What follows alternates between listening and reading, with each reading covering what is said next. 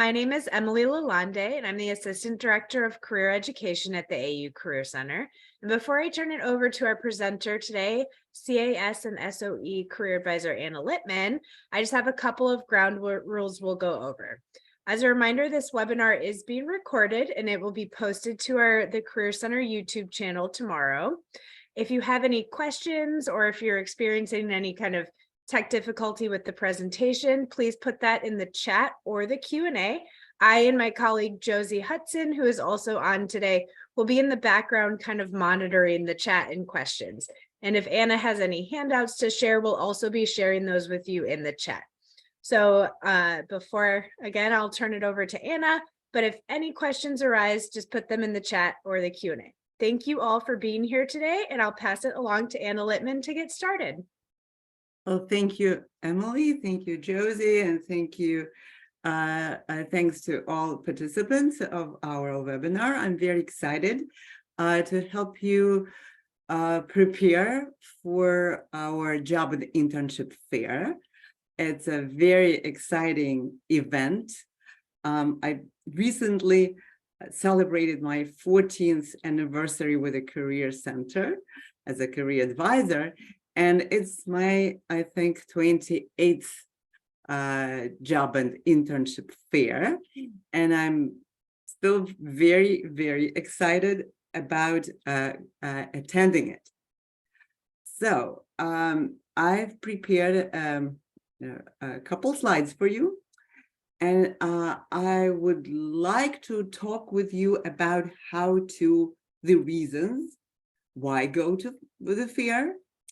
And also how to prepare, what to do during the fair, and what to do after the fair. And I will be very happy to take your questions after the end of my presentation. So, why go to the fair? I know that since you are here, and since you're watching this presentation, you probably have figured out your reasons why you want to go to the fair. But I just want to give you some other or maybe you will find your reasons in this list that I've prepared for you today. So, first, we have 134 employers under one roof, and that's actually incredible that you can find representatives from government agencies, from not-for-profit organizations, from businesses, and they are all under the same roof, on the same date, ready and eager to meet with you. Another great reason to go to the fair is to get hired, because the employers are bringing opportunities, job opportunities, full-time and part-time jobs. They come with internship opportunities. So go and get hired there. Another good reason to go there is to get valuable intel, valuable information about fields, about organizations and trends and skills, because you can learn about organizations from people who work there, from representatives. And some of them are our alums who are eager to hire and bring new eagles to their organizations. Another reason is to get into recruiters' pipeline for future opportunities. You can have an opportunity there to engage with recruiters and alums and build your network. Also, there are two more good reasons why it's important to go to the fair. You can build your own confidence by practicing professionalism. What I mean by that is that you will be able to practice your elevator pitch. You will be able to practice practice questions, asking employers different questions. And all of that part of the professionalism, career readiness competence. Also, I would suggest that you bring your peers to the fair. Motivate them to join you, share with them the tips that you will be learning today. And that will be part of your leadership skills. It's another important career readiness competence. And the leadership skill, leadership competence is about motivating others, providing support and advice to others. So bring your friends, AU friends. It's only for AU students. Bring AU friends to this fair. And have fun. That's an important reason also to go to the fair, because this what it is. The fair is always fun. Any fair is fun, but the job and internship fair is the celebration of professional opportunities. So I would like to give you my tip right now. So review these reasons that I've just presented. Maybe there are other reasons that I have not mentioned, and select several and make them your objectives. Make them your goals for that fair. And then practice self-accountability. Go to the fair, try to reach your goals, your objectives, and then after the fair, debrief yourself about whether you were able to reach your objectives. And also think about what lessons you have learned from your that experience that you can take with you then into your other networking actions and into job hunting and interviewing. So, how to ace the fair? What to do before, during and after the fair. I will start with what to do before the fair.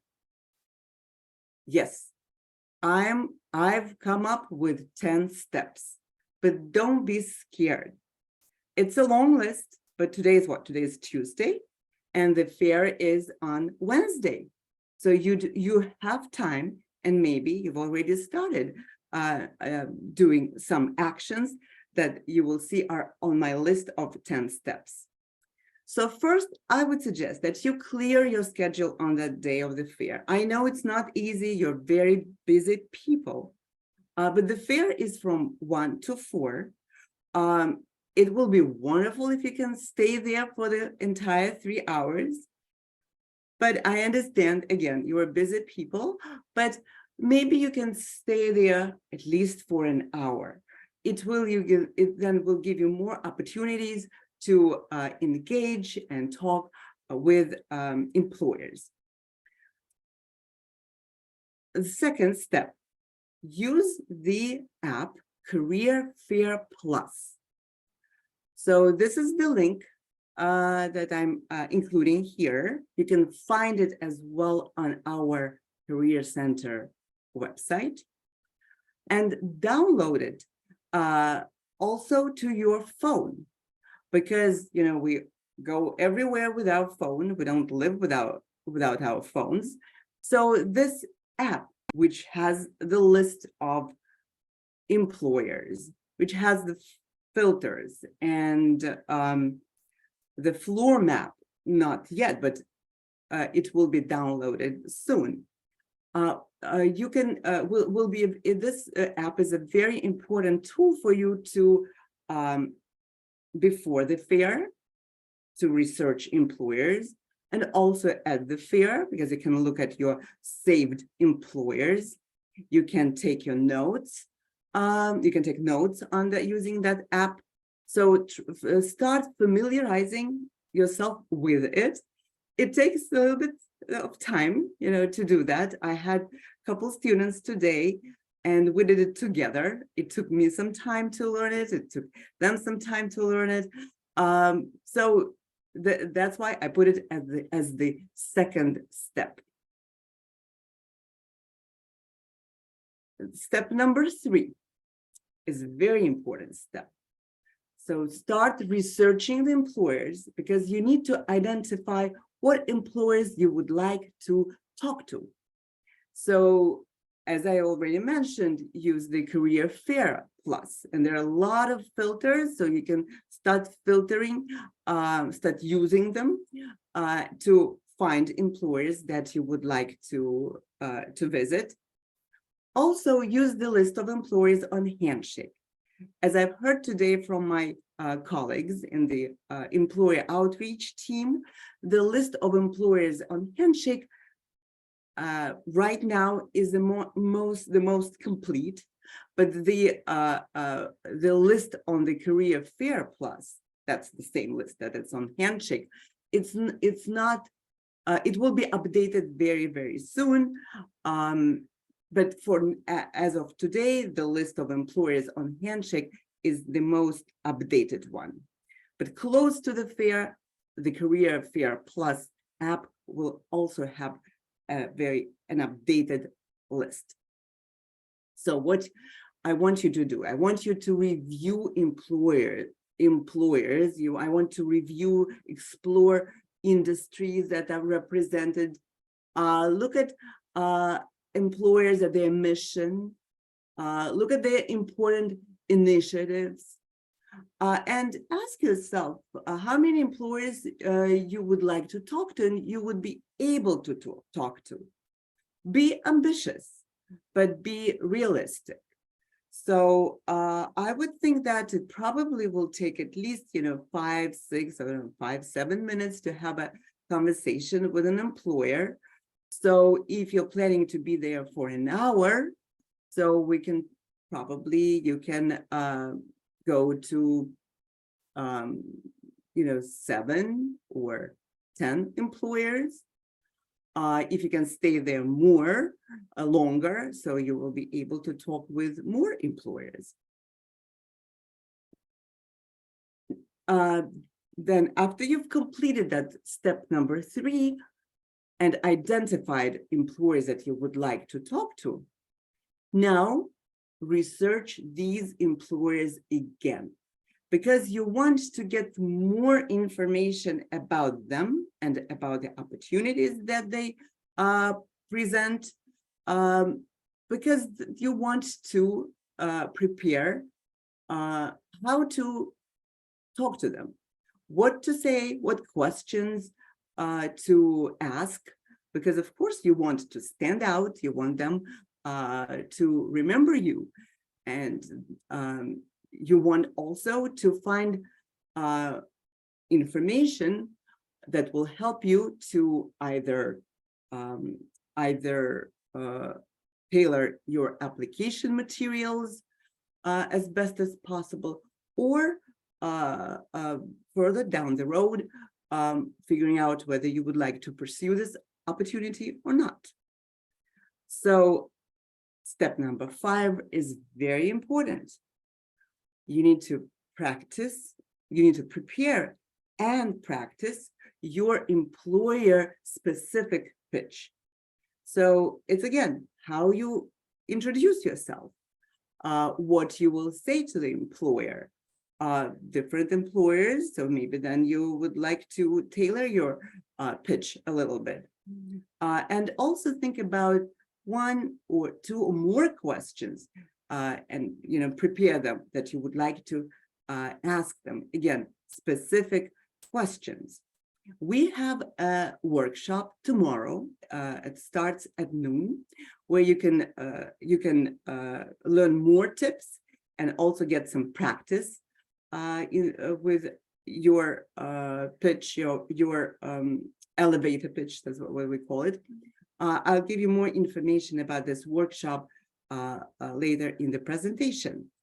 Also, we have handouts on Handshake, and I also encourage you to review them because they give good tips and some even samples. You can find them on Handshake under Career Center and then under Resources. Let's go to step 6. So another important step, and probably and hopefully you've started doing it. So you need to prepare your resume, or you need to update your resume. You have a chance to get a quick review by career advisors and by our wonderful peer advisors at our virtual resume station and an in-person resume station that we will have for you next week. Again, I have more information and specific dates of these stations in the end of my presentation.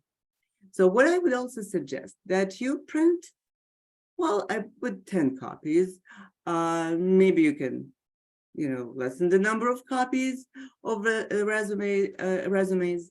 We hear from employers right now that they do, many of them do, they prefer digital copies, but at the same time, some of them will still be more, I would say, maybe old school, and will be happy to take your like a print copy of your resume, but also have a digital copy to share with employers. So you can save a PDF copy in the files on your smartphone, or use Google Docs.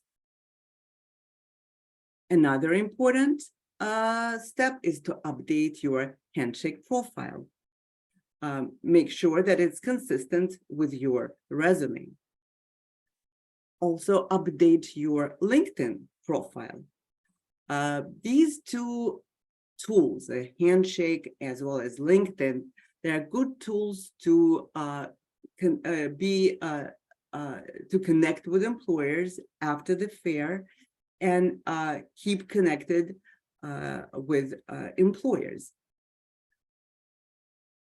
The step number 9 that I would like to suggest for you is to think through your game plan that you will be implementing during the fair. Think about what employers you would like to go to first. Also, if you have never attended the job fair, I would like to tell you that it's quite a crowded place. There are a lot of people there. So 137, 34 employees, maybe more, because many of them come, as a team.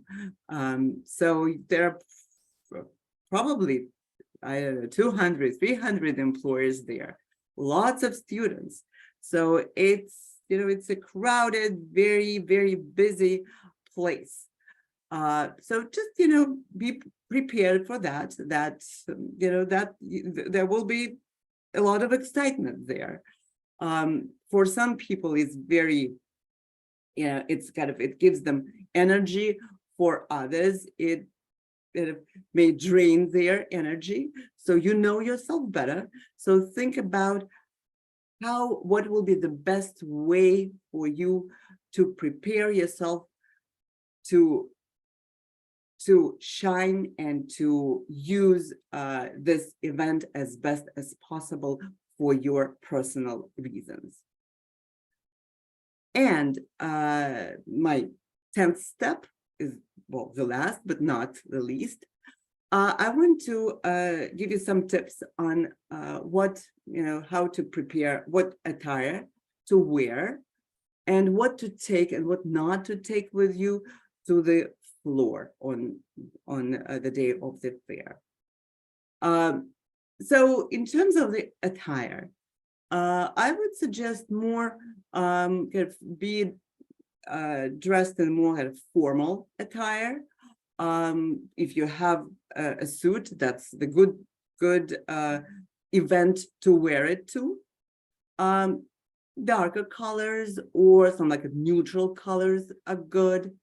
Make sure that your attire is clean, no wrinkles. Wear comfortable shoes. I won't recommend wearing high heels because it's you will do a lot of walking. So you want to be comfortable.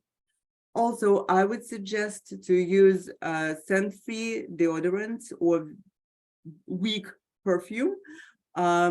Because again, there are lots of people, and also you don't want to give the employee an allergy attack. What I would recommend not to wear is, don't wear shorts. I would recommend not to wear mini skirts or mini dresses. So don't wear flip-flops. And also I would recommend not to bring big bags with you, because we do not have a place where you can store them. You can always, of course, on the floor, you can, if you feel comfortable, you can just leave your bags, but there won't be a person who will be in charge of taking care of your bags and jackets, like coats. Hopefully the weather will be nice and we don't need to have, our winter wear and or umbrellas. But that's kind of, I would suggest think about that ahead of time, because you want to be comfortable. Also, sometimes I see students come with huge backpack. Again, that doesn't look professional enough and doesn't look actually, it's not comfortable for them. It's not comfortable for their peers. So that was something, again, that needs a little bit more preparation and thinking ahead of time. So I mentioned the resume. So this is what to bring. So bring a resume copies. Don't forget your phone. Maybe you want to bring a pen because maybe you would like to take some notes and a notepad. That's absolutely perfect. You need to know your student ID to check in, or at least your email. Hopefully you know your ID. So I think that's what I wanted to mention. I think these are all the steps that I wanted to cover right now. And let me then go to the tips and my advice, how to manage the floor, what to do during the fair. So the fair starts at 1 o'clock. That's when the doors will open. You can come anytime before the end of the fair. It ends at 4 p.m. And just based on my experience, some employers, most of employers stay till 4 o'clock. But I remember seeing some employers who they leave a little bit earlier. And that could be a reason that they didn't have enough of interest from students, or they have a lot of interest from students and they think that they have already enough applicants. But as I said, most employers, I remember they stay, but I would recommend to try to come not like in the last half hour of the fair. So when you come to the fair, so it's in the Bender Arena, you enter it, the main entrance, you come to the floor, the first floor, and there you will be met by our career center's employees, our employee outreach team. They will be checking you in. So they will need your ID. I don't think that we swipe an ID right now. Emily said no. So, but you need to have your number, or you need to know your number. That's important because this fair is for AU students. There are some events that are open for students from other schools, consortium events. However, this is not the one. This one is for AU students and alums only. Also, we will have the floor map with at the check-in point. The floor map will be a one page. We try to minimize, the paper for the job fair. So and you will see the map, the employers, where they are, the rows, and the list of employers. with their assigned tables. So the tables are the booths, they are arranged alphabetically. And that's what you will see on that map. And as I also said, that you will see the map very soon when you download the app. So, okay, you pick up the floor map and then you proceed to the arena. If you need an elevator, there is an elevator on the left. If you can take stairs, you just go through the hallway and you go down to the arena.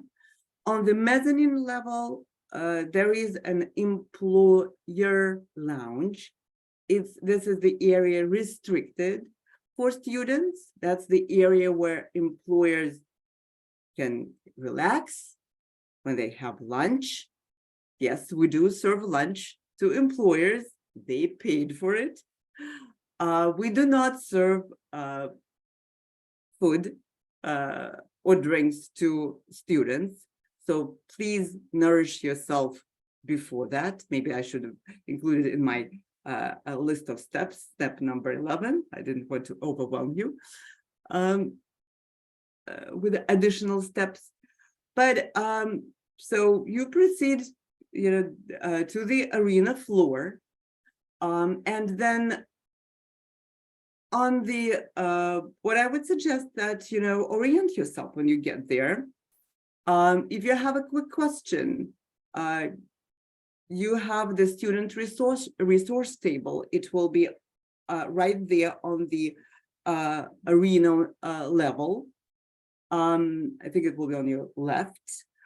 And it is staffed by career advisors. So if you have a question, please definitely stop by. We will be very happy to chat with you. And then start implementing your game plan. You may want to first maybe walk the arena and just see where what's going on. Just maybe see how other students interact with employers. Just give that get that vibe, and then go for it. So I would suggest be flexible, and yes, you have researched, and that's what I strongly recommended. Cannot emphasize it and enough. However, what the fair is known for is that students discover employers that they haven't thought about. So that's there are gems there that you may not have thought about, may not have researched about. They are there, eager to meet with you. So it's okay to come to them enthusiastically, with a smile, with excitement. It's even okay if you're not good at faking. Don't say that I haven't researched you. I haven't noticed you, but you have such an amazing poster, because that's what they will be coming with. They will be coming with posters. They will be coming with information booklets, with different materials to present their wonderful work and entice you to join them. So do that, and tell them that's, but tell me more. Oh, this is wonderful. That's what you are showing. Oh, this is great. So that's I would encourage you to do that as well. But of course, you have your pick. You have your employers. You research them. You practice your pitch. So go after them. Again, think about your own personality. For some people, it's better to build the kind of momentum and first talk to employers that are not their priority employers, because they want to kind of practice their elevator pitch, practice hearing their own voice, practice asking questions. And especially if you're an extrovert, you get the energy by talking to people. So maybe, I'm an extrovert, so maybe this is what I would do. I would first I would leave my big employer, my first priority employer, just a little bit, to the, not going to them right away. But I also know that some other students, again, maybe it's related to their personality type. So maybe some introverts who they may, for them, it would be maybe easier to go first to their pick employers, to their preferred employers, and just that's it will be the beginning of that, they are coming to the fair, that will be, they will be at the, the best of their game, and then all that energy and noise and crowd may actually drain them. So think about what will work best for you. But what's important, excuse me, is that you smile, keep an eye contact, keep social distance if you can, be polite to employers and peers, and have fun. Okay, now after the fair, sorry, that's something going on with my throat. So after the fair, I would suggest that you send LinkedIn invites to employers. During your conversation, I would suggest that you ask them if you are, if they would like to be invited and connect with you on LinkedIn, because some of them may, I think that most of them prefer that, but maybe others will say, well, no, this is my email, send me and use my email to keep contacts with me. So if you, when you send a LinkedIn invite, I would suggest that you add a 300-character note. That's what LinkedIn allows you to do in the beginning. So this is like a sample.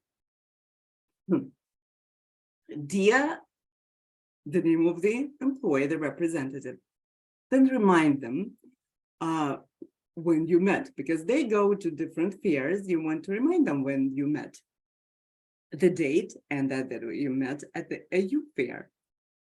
And then say something. I didn't want to be prescriptive because I don't know what what you want to say, what the conversation you will have with the employer. Say something about what you've learned from them, or something to remind them about your conversation. And then say that you want to stay connected, either for future opportunities with your company, or maybe if there was a specific job and internship that you discussed, you can mention that, and then thank them. Send an email. That's probably, you can use the same approach that I just showed to you in this 300-character note. Then definitely apply for the job and internships that you found at the fair. And also send an email or a LinkedIn message to your contact, confirming that you have applied. Then an important thing is that you need to check your emails and your voicemail, voice messages from employers, because that's what we heard from employers. Some of them really want to say to leave you a message on your phone, but they can't because the message box is full. So make sure that your message box is clear So maybe that's probably step number 12. Also, do not return the employer's call after the regular work hours. Again, we heard that, that's a student, there was a real story, a student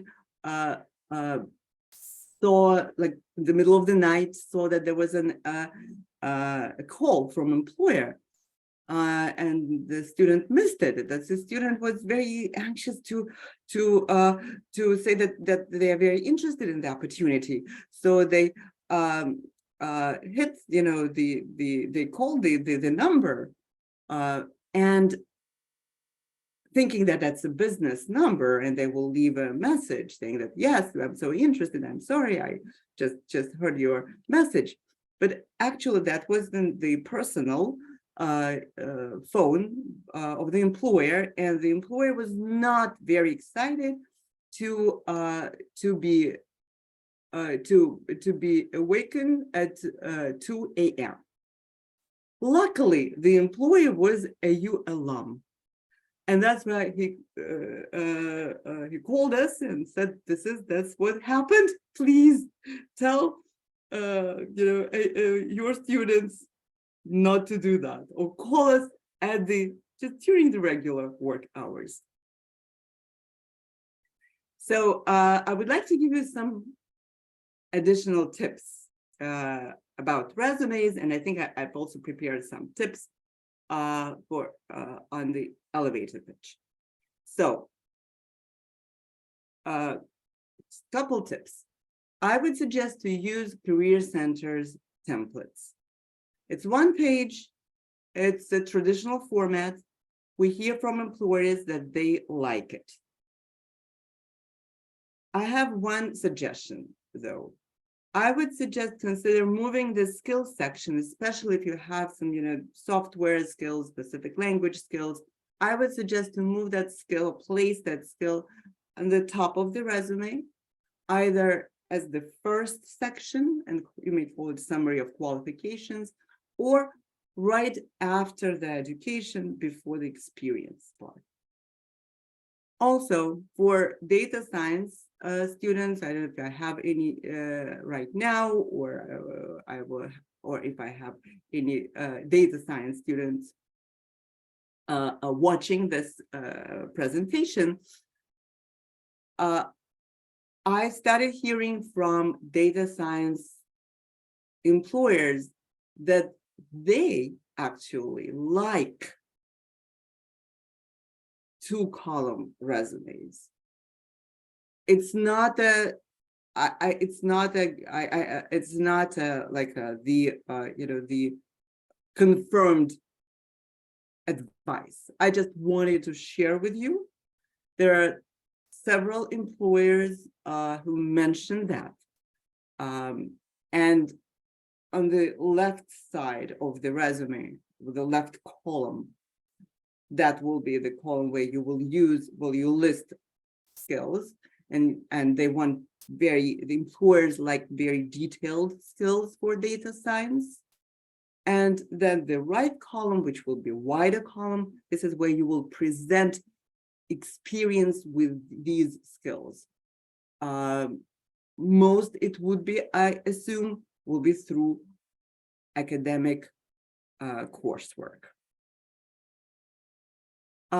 Make sure that your resume has your contact information. Again, that's what we heard from employers, that there were great resumes, but there was only the name, and there were no phone number and no contact, no email. So please make sure that you have this information on your resume. And of course, you probably heard it if you've come to Career Center or use career services. Your resume should have experience, and you present your experience by using action verbs. Don't use full sentences or paragraphs. Use bullet points. Use verbal phrases. Start with action verb. Check the verb tense. Should be present if you talk about present times, past if you talk about past times. include details. It's okay to have one bullet point. It's okay to have 2 lines for your one bullet point, but not longer. State your accomplishments. Demonstrate your skills, and use numbers. Quantify your accomplishments, quantify your responsibilities. Now, couple tips about how to approach employers and how to engage with employers. So it's about your elevator pitch. That's what we call it, elevator pitch. It should be enthusiastic. It should be preferably tailored to the specific employer. So when you approach employer, smile and start a conversation. I would suggest starting a conversation by thanking them for coming to the fair. But then introduce yourself. Give them your name, your degree, the year. Talk about your goal, immediate goal. Maybe you've decided you've already researched that employer, and you go after that employer, and they mention specific internship or specific job opportunity. It's okay, right away say that this is what you're interested. This is why you're here for, because the employer will appreciate that, because they will know, okay, this person has researched, has prepared. So connect that immediate goal to get that internship or get that job to your past experience.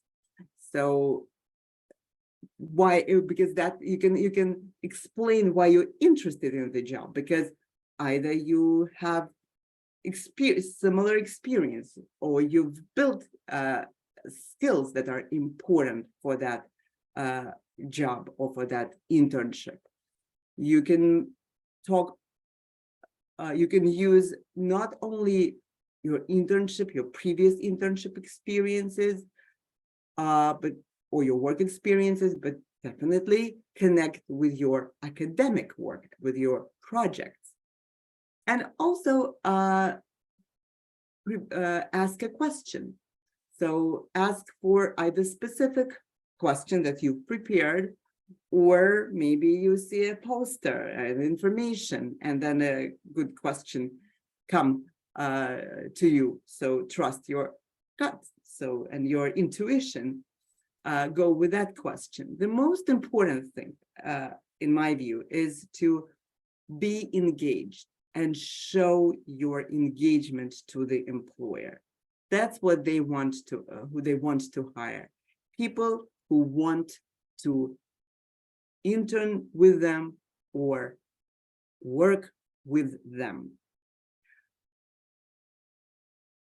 So when you engage in the conversation, I already mentioned smiling. I can mention it again. So use, this will be nonverbals: smiling, engaging, eye contact, thanking them. That will be all attributes of a good engagement, good conversation. So just, I want to give you some more random tips. Do not use acronyms like CLEGs. That's also, we've heard from employers. Employers do not know what CLEG means. There's no requirement to wear a mask, but at the same time, if you want to, please do. So you need to do what you are comfortable with. So there is no need to shake hands. We used to even, practice that with students. But it's, again, you can shake hands, or you can do virtual handshake. Do what you are comfortable with. And also, I think that's probably the most important thing. Do what if the employer extends their hand and you're not feeling comfortable shaking it, that's okay. Say just, I'm doing virtual handshake. That will be okay. Now, I wanted to share with you some additional information and resources for more advice, or maybe just to review and refresh what I've talked about. So you can find that on our website. We have, this is just a screenshot of one of the page, the part of the page on the website. There are more than what I'm showing you right now. Go to the website, our website, and you'll find a lot of great tips and links and information. And also, the last but not the least is the 4 events, or 3 events that we have for you. So it's tomorrow is a hybrid event where you can learn more about how to present yourself, how to create an elevator pitch. You can also practice it with career advisors. And there are 2 resume stations on Monday and on Tuesday. And also, you can watch recordings of other prep events that we had in the fall semester. We also had an in-person job fair in the fall semester. So feel free to look at the recording of that event. There was my colleague who was presenting. We all have, of course, we share a lot of tips we share, but we also have our own experiences and our own tips. So please look at what my colleagues recommend. And now I think I'm ready for your questions. And I regained my voice. Thank you for your patience. So make sure you can type your questions in the chat or the Q&A. Now I'm losing my voice as well. And either Josie or I will relay them out loud, or Anna will see them. Okay, so I'm looking through them. Do I have them? Welcome. It's from you. It's from you. It's from you. So it's all in the chat. There are a couple questions at the bottom there, Anna. Do you once you scroll down, yeah. Emma Okay. asks, is it okay if my resume is about 1.5 pages? 1.5. That's an interesting length. I would like to suggest try to make it 1 page, or maybe 2 pages, or maybe 1 and 2/3 of the page. So it's like, it's better to, but it's important that, it's okay to have 2 pages, as I said, or 1 and 2/3, because then when it's 2/3 and 2 pages, at least employers understand that, okay, there's more, the student could not come up with a more concise way of presenting it. Well, it will be then what I wanted to say, but make sure that what's most important for that employer is on the first page. And come to the resume station, and we try to we will help you with more specific tips how to do that. Data science major, should I prepare 2 reports format they prefer? Yeah, why not? This is it's really well, this is what it is. I'm sharing with you, there's a certain, I think a transitional period with so many different templates available right now online and through Canva, and still most employers do not like them. But data science, again, I've heard from several who were raving about these columns. So yeah, again, prepare, and then come to the resume station and show us these 2 versions. And Anna, there's a question in the Q&A. When and how is it appropriate to submit your resume to an employer? Well, that's how they want to do that. They will be they will be kind of vocal about that, so they will tell you. So it won't be like a mystery. So it's either when you look at the maybe there is information on handshake or on the details, or maybe there will be information on the career fair plus app.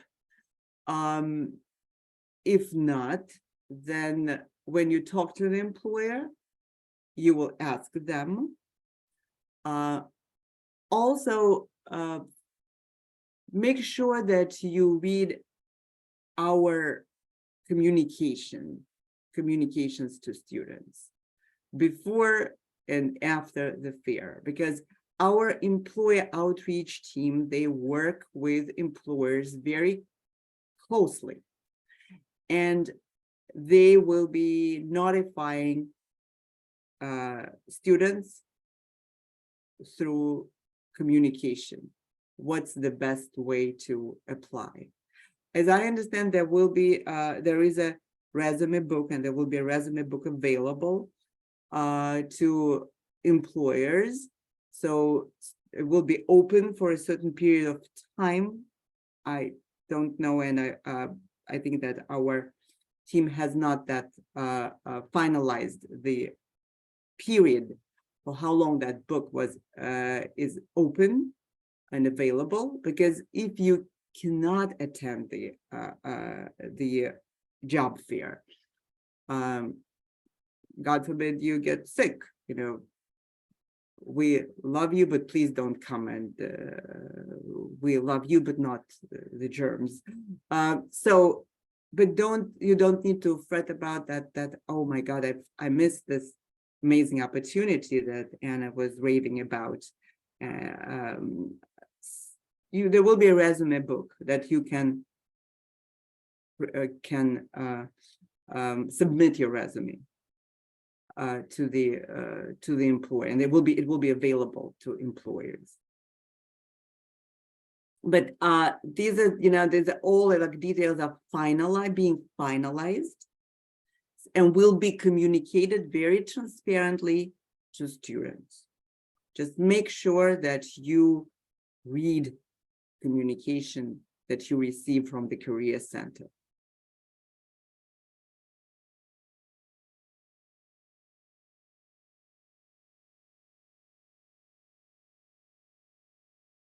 Okay, anything else? Any other burning questions? Or not burning?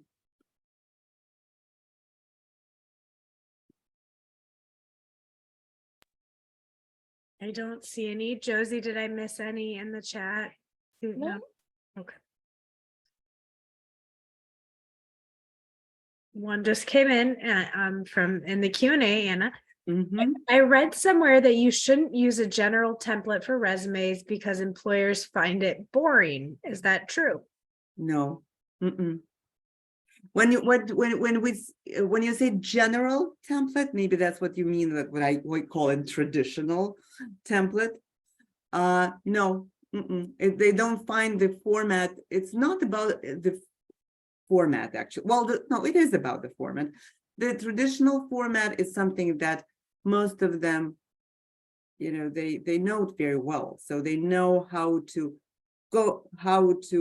skim through it and grasp what they need to grasp. So what you want them to grasp is how amazing you are. So therefore, you need to really include detailed numbers, accomplishments. That's what you need to think of when you preparing your resume. That's what then it won't be boring. It's boring if it's a general description of responsibilities. Well, yeah, it's good to include all different experiences, and it's important to include different experiences. Of course, don't forget about your coursework and academic projects. and describe them on your resume, the relevant ones. But also your, experience such as in student jobs, like I don't know, barista, for example, a babysitter. If you have space on your resume, yeah, definitely include that. But we kind of know what baristas do, right? But if you in your own work, you've done something that you are proud of, whether you were able to manage a very busy shift and still, smiling and providing excellent service, state it and use the numbers. How many people you were able to serve with a beautiful smile. So that won't be boring, because first the numbers, they will stand out, and students, they love the numbers. Well, first they love, well, maybe not love, but they read them. When they see it, they notice them, and then they love them. So that's why don't worry about general resume, use it, but use it to your advantage by including details, accomplishments, and numbers. So accomplishments, if you improved something, if you revamped something, if you increased something, if you saved something, if you designed something, redesigned. So use these words that will show your impact and what you've done at your workplace or in a club.